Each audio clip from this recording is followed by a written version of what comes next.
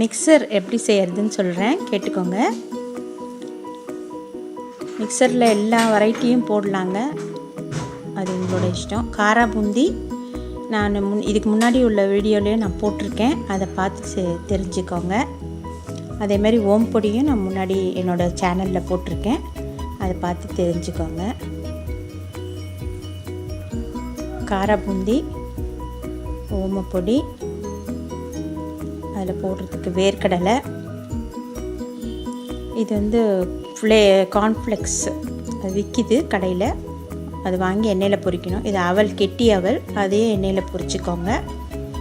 நான் காட்டுறேன் அதெல்லாம் எப்படி பொரிக்கணும்னு. கருவேப்பிலை, மிளகாத்தூள், பூண்டு உங்களுக்கு பிடிக்கும்னா போட்டுக்கோங்க, இல்லைன்னா பரவாயில்ல, தட்டி வச்சுருக்கேன். உப்பு நான் ஏற்கனவே காரா பூந்திலையும் ஓம் பொடியிலையும் போட்டிருக்கேன். இது மற்ற சாமான் போடுறதுக்காக கொஞ்சம் ஆட் பண்ணிக்கணும்.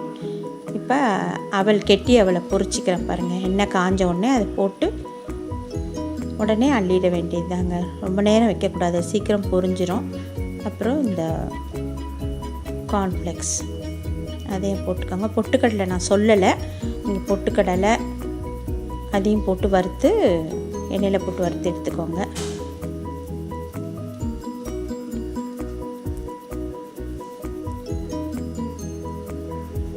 இது கூட என்ன ஒன்றா சேர்க்கலாங்க. சிப்ஸு சேர்ப்பாங்க சில பேர், லக்கடி சேர்ப்பாங்க சில பேர், நிறைய ஐட்டம் சேர்ப்பாங்க. நான் இது முந்திரி பருப்புங்க, அதையும் போட்டுக்கோங்க வறுத்து.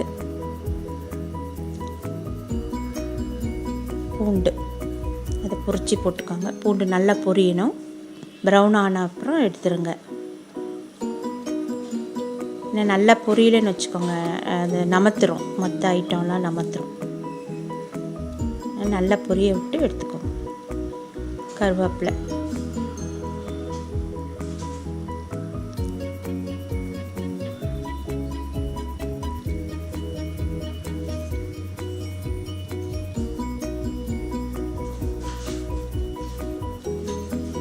எல்லாத்தையும் ஒன்றா சேர்ந்து கலந்துக்க வேண்டியதாங்க. வேர்க்கடலை நீங்கள் குவான்டிட்டி இதுக்கு அளவுன்னு இது பெருசாக இல்லை. ஏன்னா நீங்கள் எவ்வளோ செய்கிறீங்களோ, எவ்வளோக்கு எவ்வளோ ஆட் பண்ணுறீங்களோ அந்த அளவுக்கு நிறையா குவான்டிட்டி கிடைக்கும். மிளகாத்தூள் போட்டுக்கோங்க, காரத்துக்கு தேவையான அளவு. நான் கொஞ்சமாக தான் போட்டிருக்கேன், ஏன்னா குழந்தைங்க சாப்பிடணுன்றதுக்காக நான் கலர் பொடி எதுவும் சேர்க்கலை. அதேமாதிரி மிளகாத்தூளும் கொஞ்சமாக சேர்க்குறேன், உப்பு கொஞ்சமாக சேர்த்துக்கோங்க. அவ்வளோதான், மிக்சர் ரெடி ஆகிடுச்சு. இந்த வீடியோ உங்களுக்கு பிடிச்சிருந்ததுன்னா சப்ஸ்கிரைப் பண்ணுங்கள், கூட ஒரு பெல் பட்டனை கிளிக் பண்ணுங்கள், கமெண்ட் பண்ணுங்கள், ஷேர் பண்ணுங்கள். தேங்க்யூ. ஹாப்பி தீபாவளி.